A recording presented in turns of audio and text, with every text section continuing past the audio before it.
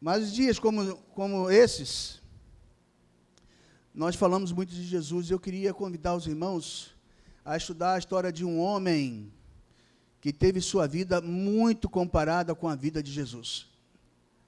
Um dos poucos profetas que teve sua vida muito comparada com a vida de Jesus. Você sabe qual foi o profeta? Quem? Moisés. Também. Jonas. Elias, quase, chegou perto, hein? Olha, eu vou convidar vocês a abrirem a sua Bíblia. Celular, na Bíblia só, tá, irmã? Facebook não, tá bom? Mostra aí, irmã. Isso. Tá, Instagram também não pode, tá? Isso aí. Celular é só Bíblia. Dia de sábado nem precisa pegar, ninguém morre, tá? Dia de sábado todo mundo descansa. Até se morrerem é porque ele está descansando, tá? Jeremias, capítulo 1. Se você puder manter a sua Bíblia aberta no livro de Jeremias, a gente vai ler alguns capítulos aí, alguns textos, aí seria bacana se você puder deixar a sua Bíblia aberta no livro de Jeremias. Capítulo 1, verso 8. Tem alguém aí de trás que possa ler, que tem uma voz forte? Amanda, você pode ler, Amanda? Você tem uma voz forte, Amanda. Jeremias, capítulo 1, verso 8. Amanda, sabe, espera só mais um pouquinho, porque tem gente que não achou ainda, acredita? Jeremias fica entre Gênesis e Apocalipse, irmãos. Coisa fácil. Depois de Isaías. Por favor, Amanda, pode ler. Capítulo 1, verso 8.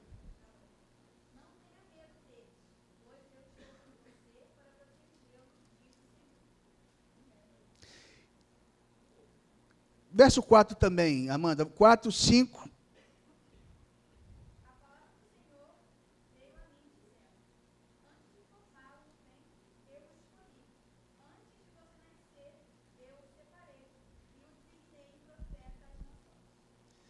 Verso 7 diz assim, olha, não diga, o verso 6 diz assim, então Jeremias respondeu ao Senhor, Senhor meu, eis que não sei falar, porque não passo de uma criança. Mas o Senhor me disse, não diga não passo de uma criança, porque a todos a quem eu enviar, você, e tudo que eu te mandar, você falará. Verso 8 diz o quê? Não tenha medo de quem? Não tenha medo de ninguém. Jeremias vivia em dias muito parecidos com os dias que nós vivemos hoje. Nunca vi tamanha semelhança. Nunca vi. Só para a gente relembrar aqui umas coisas e ficar um ensinamento na cabeça, irmãos. Depois de Salomão, Israel foi dividido em quê? 12 cidades, 12 tribos, certo? Essas 12 tribos ficaram divididas em duas partes em Israel. Divididos, norte e sul. Na região do norte, ficaram quantas tribos, ou quantas cidades? 10 cidades. Portanto, na região sul ficaram 2 cidades. Para cada parte, os seus reis. Israel teve 23 reis. Nenhum deles valeu nada. Nenhum deles valeu 1,99 que temos por aí. Não valeu. Judá teve 20 reis, 5 bons reis. Você quer chutar alguns? Arriscar? Davi foi um deles. Josafá, Ezequias, Asa, 5 reis bons. Teve mais 5 reis meia boca. Salomão foi um deles. E teve 13 reis em Judá que não valeram nada. Nada. Jeremias foi um profeta, historiador, que viveu na parte sul de Israel, portanto, em Judá. E quando nós lemos esses versos aí, foi do chamado de Jeremias. Jeremias foi chamado por Deus, e ele respondeu assim: Senhor, tem certeza que sou eu? Porque eu não passo de uma criança. Mas aí Deus falou assim: olha, eu não uso os capacitados, garoto. Eu capacito. Então você vai onde eu te mandar. E você vai falar o que eu te ordenar. 13 anos tinha aquele garoto, se vocês querem saber. E ele começou a reinar durante o reinado do rei Josias, um rei muito bom, qual ele se tornou muito amigo. Muito amigo. 13 anos. Começou o seu ministério no 13º ano de reinado do rei Josias. E ele teve seu ministério, sabe por quantos anos? 40 anos. Portanto, Jeremias passou por diversos reinados, por diversos presidentes ele passou. Ele foi o profeta de Judá, ele foi a última voz de esperança de Deus. Ele foi a última tentativa de Deus antes da prisão, antes do cativeiro de Babilônia. Não porque Deus não tinha mandado outros profetas. Jeremias não foi o único, ele foi o último. Tá certo? Ele foi a última tentativa de Deus. Porque os outros profetas que passaram por Judá morreram todos. Não à toa, Jesus, quando veio de Jericó e entrou em Jerusalém, ele chora e diz as palavras que eu, morando em Jerusalém, não gostaria de dizer. Sabe o quê? Sabe quais foram? Jerusalém, Jerusalém, que mata os seus profetas que te visitaram. Você persegue os seus profetas. Quantas vezes eu quis reunir vocês, isso, aquilo, e vocês não quiseram, como a galinha faz com seus pintinhos. Esse foi Jeremias. A vida de Jeremias é toda em paralelo com a vida de Jesus. E vocês vão reparar que os acontecimentos na vida de Jeremias foram muito semelhantes da vida de Jesus. Então não existe, portanto, nenhuma ocasião melhor do que falar da vida desse homem do que essa. Jeremias foi filho de Ilquias, um sacerdote de Judá. Portanto, ele foi preparado para ser um outro sacerdote. Sua origem é levita. E ele deveria ser, quando Deus o visita e diz para ele: você é meu escolhido, mas por que eu? E Deus responde assim a ele: olha, Jeremias, quando você ainda estava para ir no ventre da sua mãe, eu te conheci. Eu te conheci. E quando você estava ali, na barriguinha da sua mãe, eu te escolhi. Como é que pode isso, amigos? Enquanto o sêmen ainda não tinha sido fecundado, Deus já conhecia Jeremias. É algo extraordinário, inexplicável. É como Jó diz assim: de modo maravilhoso o Senhor fez essas coisas. Porque a única palavra que Jó teve foi essa. De modo maravilhoso você fez todas essas coisas. Jeremias foi escolhido antes de entrar na barriguinha da mãe. Deus já conhecia. Você já parou para pensar que Deus conhece a sua história ainda antes de você ir? Deus conhece cada detalhe da sua vida ainda antes de você nascer Você já parou para pensar que Deus sabe de todas as coisas que passam por sua vida, no seu dia a dia, quando você está sozinho no seu computador? Você já parou para pensar que Deus está próximo de você quando você está sozinho à noite, pensando naquilo e naquilo? Deus sabe todas as coisas. Eles são os 7 olhos de fogo que nunca se fecha. Nunca. Jeremias foi escolhido. E Deus disse assim: Jeremias, vá lá ao povo, ainda jovenzinho, você vai dizer para ele que ele cometeu 2 crimes. 2 crimes. Abra sua Bíblia aí em Jeremias, capítulo 2, verso 13. Um macho que pudesse ler. Mas macho mesmo, tá, irmãos? Porque dois males cometeram. Isso, tu é a voz do homem? Grossa? Viu? É isso aí. Por quê? 2 males cometeu o meu povo. A mim me deixaram o manancial de águas vivas e cavaram cisternas rotas que não retêm as águas. 2 males cometeu o meu crime, o meu povo. 2 crimes. Quais foram os crimes? Me deixaram e ainda cavaram cisternas. Eu não vejo problema nenhum de cavar cisterna. Fazer cisterna. Cisternas rotas. O que é cisternas rotas? Rachadas. Cisternas rachadas não retém? Quer dizer o que é isso?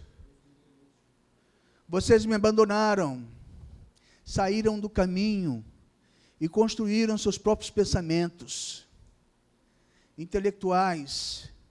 Acharam que por bem fazer teologia, que o Deus que você conhece tem que se adaptar à sua vida e não você adaptar à vida dele. Deus aceita como você está, sim ou não? Claro. Deus aceita como você é, sim ou não? Eu não aceito, irmãos. Eu aqui não aceito. Mas nós temos que fazer isso, temos que respeitar todo mundo. Irmãos, eu não respeito todo mundo. Eu não respeito o estuprador que faz as maldades que fazem aí por aí. Não.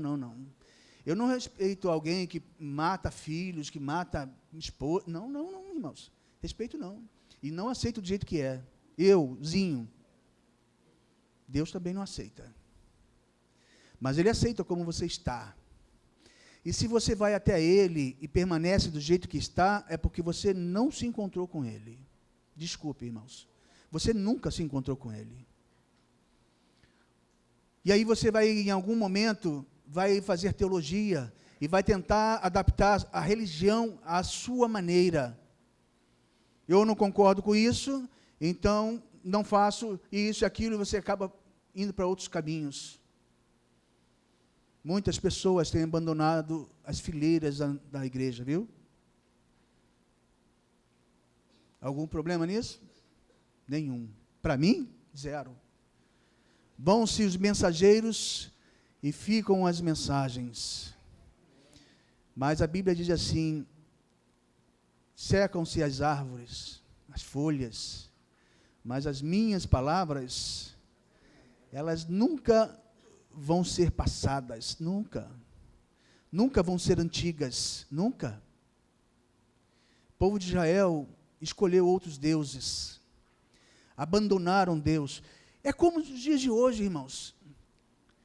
A apostasia que diz Apocalipse tem se cumprido hoje, diante dos meus olhos, e diante dos seus olhos, se caso vocês estiverem enxergando, irmãos.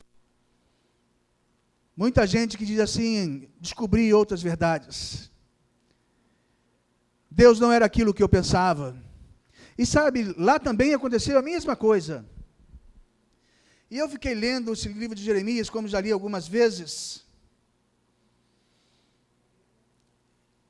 E eu vi Deus falando com Jeremias assim, olha que coisa linda, irmãos. Para todo Israel, norte e sul. Capítulo 3, verso 7. Verso 6. Nos dias do rei Josias, você viu o que fez o rebelde de Israel? Olha Deus falando com Jeremias. Foi a todos os montes altos e ficou debaixo de todas as árvores frondosas, para se entregar a quê? A prostituição. E depois de ela ter feito tudo isso, eu pensei que ela voltaria para mim, mas ela não voltou. E a sua traiçoeira irmã, Judá, viu isso. Quando, por causa de tudo isso, por ter ela cometido adultério, eu despedi a rebelde Israel e dei carta de divórcio. E a sua irmã, a irmã dela, a traiçoeira Judá, não ficou com medo, mas também ela foi e se entregou à prostituição. Capítulo 4. Se você voltar, ó Israel, volte para mim.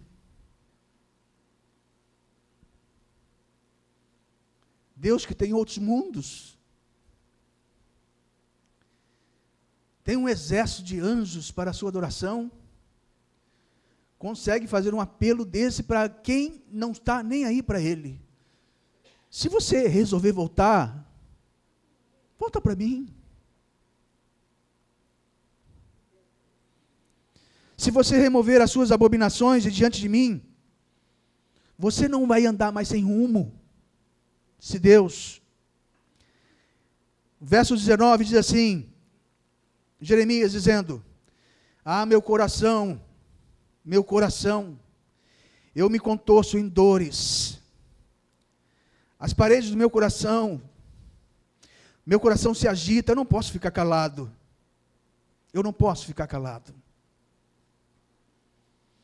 Avisa para eles que eles cometeram 2 crimes. Volta para mim. Seja qual for a sua intenção, a maneira como você tem levado a sua vida, Deus está apelando ao seu coração. Esta manhã, se você voltar, volta para mim. Volta para mim, Israel. Se você estiver sem rumo, eu vou direcionar novamente a sua vida. Muitas pessoas hoje estão sem rumo na vida. E por isso os consultórios psiquiátricos, psicológicos, estão abarrotados de pessoas porque se perderam. São as crises existenciais. São os problemas envolvendo, são os dias finais, as dificuldades que nós nos vemos envolvidos. Ele, aquele garoto, se viu nessa situação. E ele, quando vai ao povo de Israel, diz assim, vocês cometeram 2 crimes, vocês abandonaram, vocês cavaram suas cisternas, vocês criaram as suas mensagens, vocês abandonaram Deus, vocês cometeram 2 crimes, vocês precisam voltar. E eles diziam assim, como assim?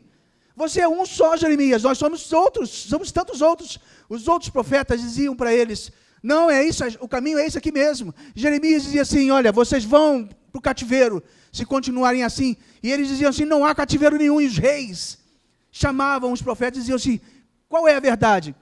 E os profetas diziam, não, a verdade é que não há cativeiro nenhum. Babilônia está conquistando tudo, mas aqui Israel não consegue. E não conseguia mesmo, irmãos. Mas era Deus que estava por trás daquilo, porque quando ele dizia assim, são 70 anos de cativeiro que vocês vão ficar. Eles diziam, não são 70 anos, são 3 anos. E quando eles reconheciam que seria 70 anos, eles diziam assim, temos que fugir para o Egito. E Jeremias dizia, o problema não está nisso, na fuga, na rebelião. O problema está em Deus. Deus é que está por trás disso. E quando Deus faz, Ele faz. Quando Deus fala, Ele fala. Mas se vocês se arrependerem, vocês poderão voltar. Cada vez que aquele garoto dizia isso, ele era odiado. A mensagem não era bem-vinda.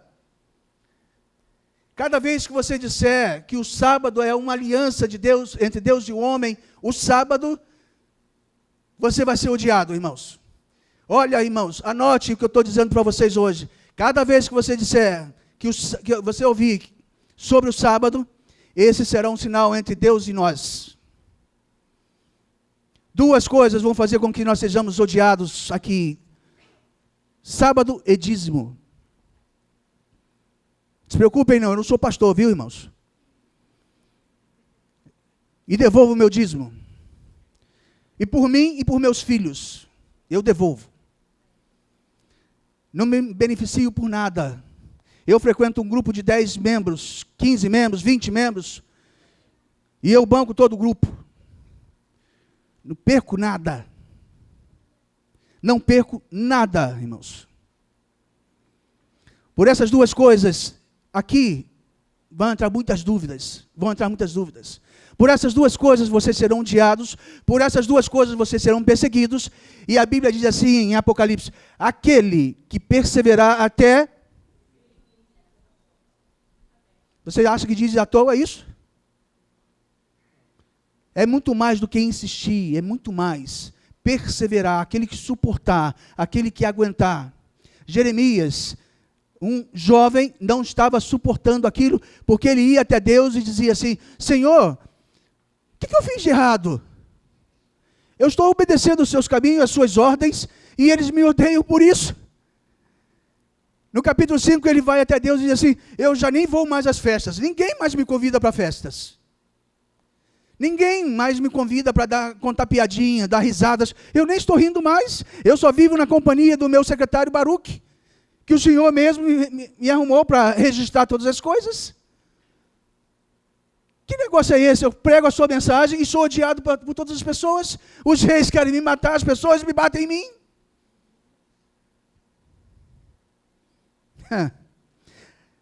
Eu sou odiado pelos reis, pelos líderes da igreja.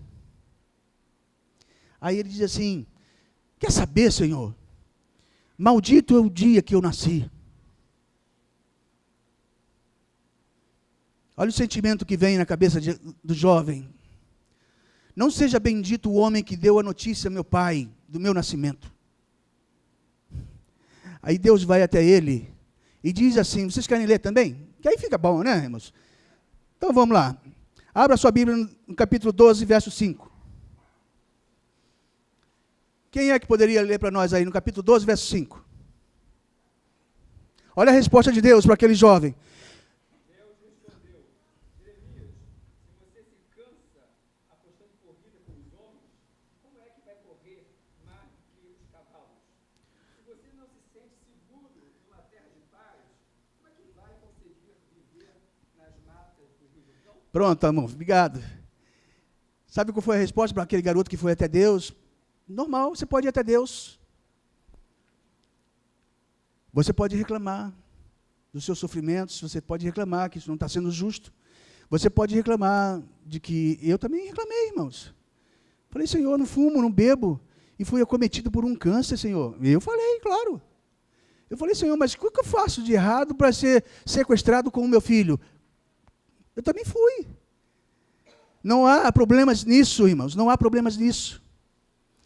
E Jeremias chorava, irmãos, diante de Deus. Aí Deus vem até ele para consolar ele. Sabe o que diz? Qual foi a resposta de Deus? Jeremias, o que ele disse aí? Verso 5.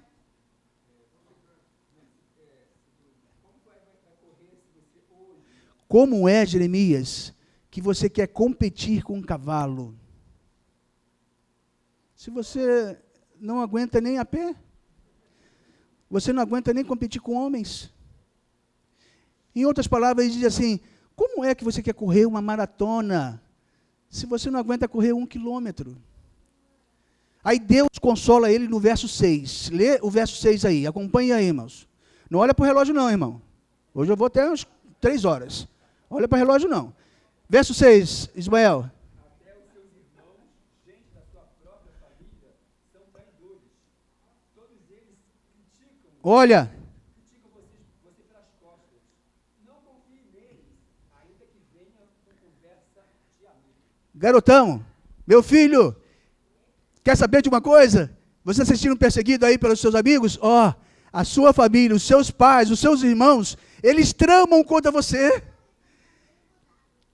Sabia disso? Tem planos contra você, garoto. Não confie neles. A história é entre você e eu, disse Deus. A história é entre você e eu. Ou você confia em mim, ou tudo vai dar errado. Por isso Paulo escreveu em 2 Timóteo, capítulo 1, verso 8. Irmãos, não se envergonhem do testemunho de Jesus, e nem desse prisioneiro aqui, aliás, sofra comigo esses sofrimentos da vida. Eu estou preso aqui sem saber que ele chegaria a corações de tantas as pessoas. As cartas só chegaram até nós porque ele estava preso. Deus tem seu propósito e ele fará com que tudo se cumpra através da sua vida, a despeito de como você está vivendo. Mas você pode chorar? É lógico que você pode chorar. Jeremias chorou, Isaías chorou, Elias chorou, entrou em depressão, qual é o problema? Mas ouça a voz de Deus. Deus fala assim, Jeremias, vem cá, filho. O próprio Jesus chorou. Vem cá, filho, que eu vou te dar o meu ombro para chorar. Porque nem os seus pais deram um ombro para aquele filho. E que pais tem coragem de fazer uma coisa dessa, irmãos?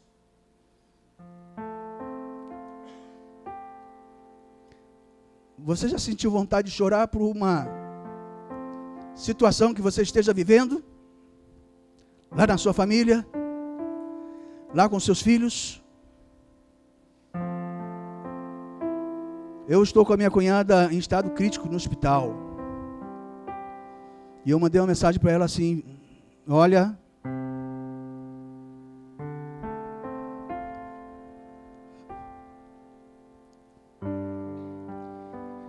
eu não posso estar aí com você, mas Deus está.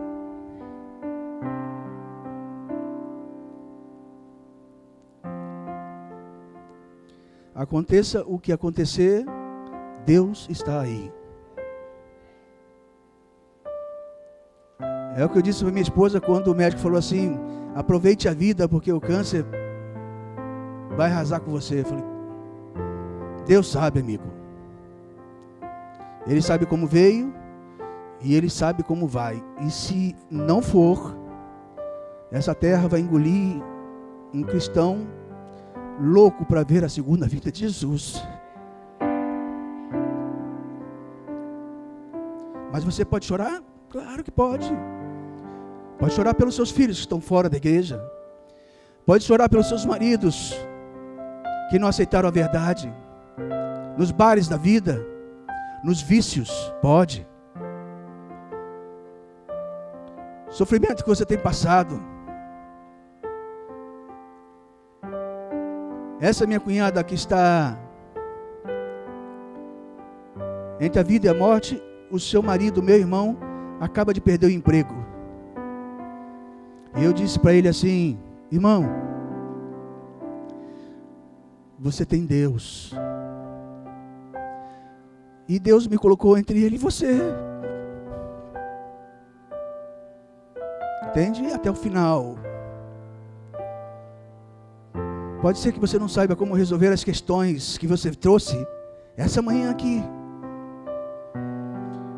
que foi disfarçado pelos cânticos cantados, envolvidos pela adoração. Mas você pode chorar? Claro que pode. A música que minha esposa vai cantar, juntamente com um dos amores da minha vida. Ali são os amores da minha vida, esposa e filho, o mais novo. Fala desse momento, fala dessa ocasião. Leve seus problemas a Jesus. Ouçam só.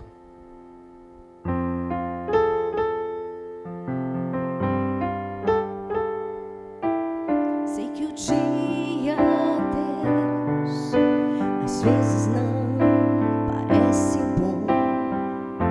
Sinto dor.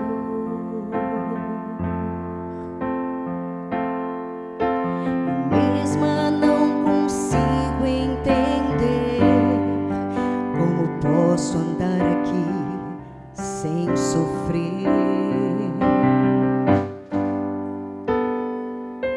Mas amanhã vai melhorar, um novo dia vai brilhar.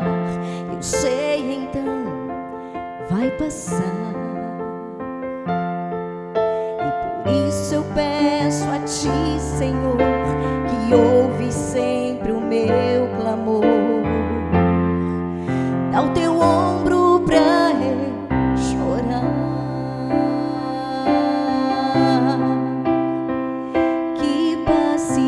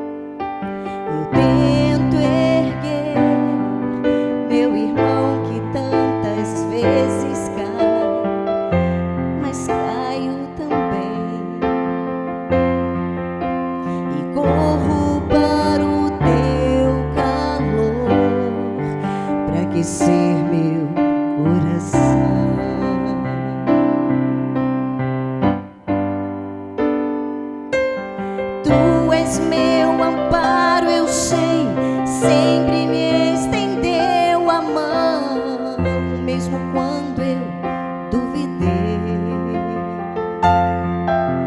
E peço teu poder, Senhor, tua força e teu amor, e o teu ombro pra eu chorar. Que paciência tu tens, não é? Quando estou só, quando eu, em vez de seguir, penso só em desistir.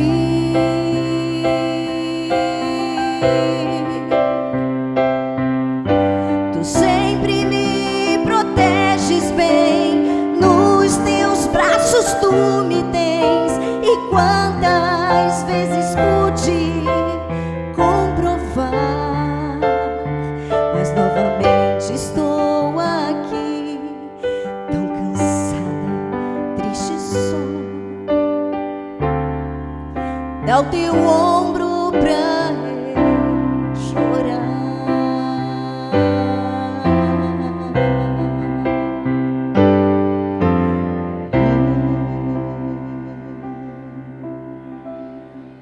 Amém.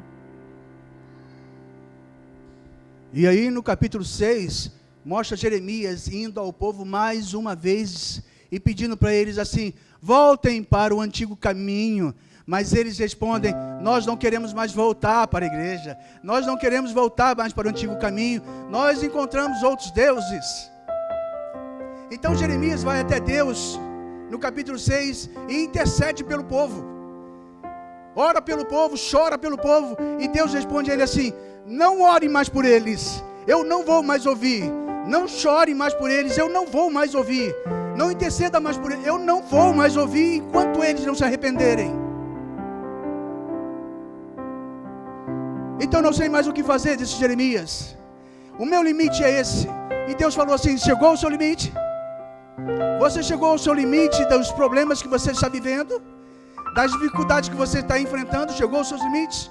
Porque Deus não vai passar aquilo que você tem que passar. Deus não vai passar por você, nem por um profeta.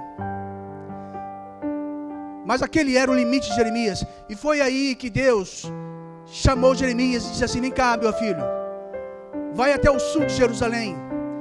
Lá é uma região industrial. Jeremias vai até o sul de Jerusalém. Entra numa fábrica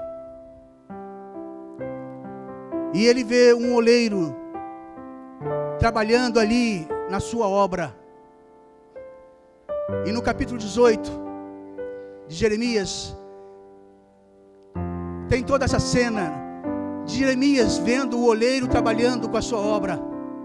E quando o barro, a argila não funcionava, não ficava do jeito que ele queria, o oleiro desmanchava e fazia novamente. Estou entendendo nada, disse Jeremias para Deus. E Deus dizia assim: continua olhando, Jeremias. E o oleiro vai até outro vaso que endureceu, mas não ficou do jeito que ele queria. E o oleiro quebra, derruba e faz novamente. Não estou entendendo nada.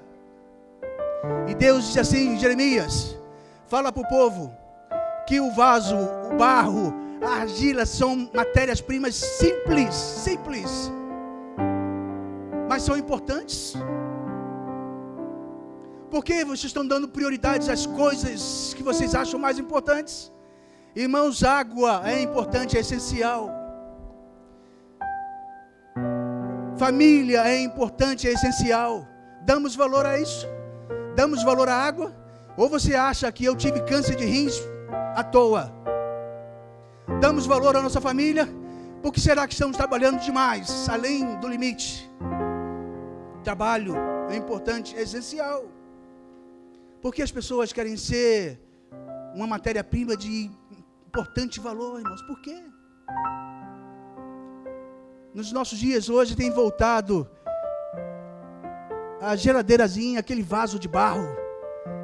Minha mãe guardava água dentro desse vaso de barro por tanto tempo e aquilo funcionava tão bem. Hoje as pessoas estão querendo fazer a mesma coisa, voltar ao passado, porque funcionava. Aí Deus diz assim: Jeremias, você vai voltar para Judá e dizer assim: acaso eu não posso fazer com vocês o que esse oleiro faz com o barro?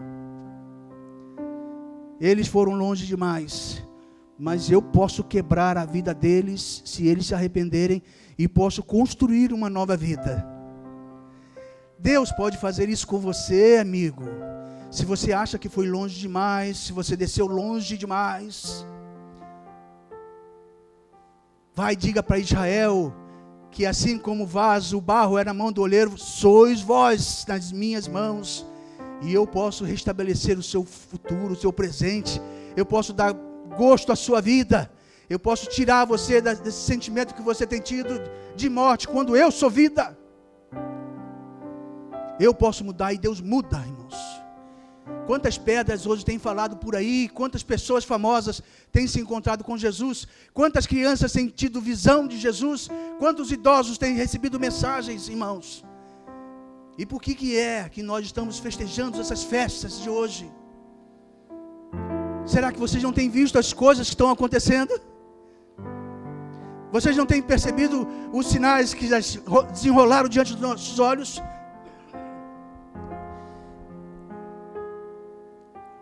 Vá até Jesus. Jeremias foi até Jesus quando mais ele precisava, no seu limite. E no capítulo 20, ele volta para a porta do templo de Jerusalém, e ele começa a pregar. E Pazu, presidente do templo, manda prender Jeremias de tanta raiva, de tanto ódio. A Bíblia diz que ele estava cheio de ódio, e os seus servos, líderes religiosos, falaram assim: mata logo de uma vez. E o rei falou assim: então tá, joga dentro de um poço. Jeremias foi jogado dentro de um poço cheio de lama, não tinha água. E dali por trás do seu palácio, ele ouvia Jeremias dizer assim: Senhor, não tenho para onde olhar quando a gente está no fundo do poço. Eu não posso olhar para o lado porque não tem ninguém, não tem família, não tem amigos. O único lugar que eu posso olhar é para o alto, é para o céu, é para você. E ele clamava, até o rei dizer assim: tira esse homem de dentro desse poço, porque eu não aguento mais ouvi-lo clamar, irmãos. Está você dentro de um poço. Jeremias apanhou tanto que foi colocado posto na frente do portão da cidade de Jerusalém, à frente, depois de apanhar. E ele foi colocado no madeiro. No madeiro. Vou tomar uma água aqui. Ah, mas não é de coco, nem vou tomar. Vou tomar assim mesmo. Foi colocado num tronco, com as pernas em transversal, com o braço em transversal, na porta da cidade de Jerusalém, enquanto todos passavam ali e maneavam suas cabeças em reprovação. Bem feito por estar ali. Bem feito, tem que pagar o preço, porque não trouxe a mensagem que nós queríamos ouvir. A mensagem da Bíblia não é a mensagem que talvez você queira ouvir, mas é a mensagem que Deus tem para você. Sabe quem foi pendurado numa cruz, no madeiro, fora da cidade de Jerusalém? Sabe quem foi? Jesus. Jeremias foi rejeitado por seus familiares. A Bíblia diz que Jesus disse assim: eu vim para os meus, e eles, olha, nem estão aí. Lá naquele madeiro, Jesus disse assim: Pai, esquenta não, eles não estão sabendo. E Deus falou assim: não me peça para ouvir as orações. Eu não vou ouvir as orações dele. Não chora por eles. Eles não voltaram as costas para o erro. Não me peça para ouvir, meu filho. Jeremias fez a mesma coisa, e Deus falou assim para ele no capítulo 6: não me peça para ouvir as orações dele, filho. Esse povo não merece. Os amigos de Jó foram até ele e disseram assim: Jó, nem a tua mulher aguentou ficar com você, porque você foi um adúltero, Jó. Ela não te merecia, você não merecia ela. E Jó disse assim para ela, para eles, assim para os seus amigos: olha, diante de Deus, se eu dormir com alguma mulher, que a minha esposa durma com quem quer que seja. Podemos falar isso hoje? Ele que traz as respostas para você nessa manhã. Os caminhos do Senhor, eles são duros, irmãos. A mensagem do Senhor para os últimos dias, ela é dura. Ela machuca. E pode ser que você perca alguns parentes. E pode ser que você desanime por alguns motivos. Mas a Bíblia diz: se você ficar fiel até o fim, se você perseverar, você vai ser participante daquele dia de glória. Ele não está preocupado com quantidade não, viu, irmãos? Mas com qualidades. Ele vai voltar e vai levar o número daqueles que se prepararam. Cuidado com as festas, irmãos. Cuidado com as falsas alegrias. Cuidado com as conquistas. Cuidado com as prioridades. É Deus que está apelando aos nossos corações essa manhã. Volte para mim, para o antigo caminho. Não permita essa igreja, Deus, que ela se entregue aos costumes do mundo. Minha oração hoje para vocês: não se entreguem aos costumes do mundo. Somos nós que vamos invadir o mundo, não o mundo invadir a mim. Não. Portanto, Deus capacite você. Faça você homem e mulher diante dessas dificuldades todas. Não arrede o pé, irmãos. Não feche as mãos. Deus está com vocês. Que Deus abençoe a cada um de nós.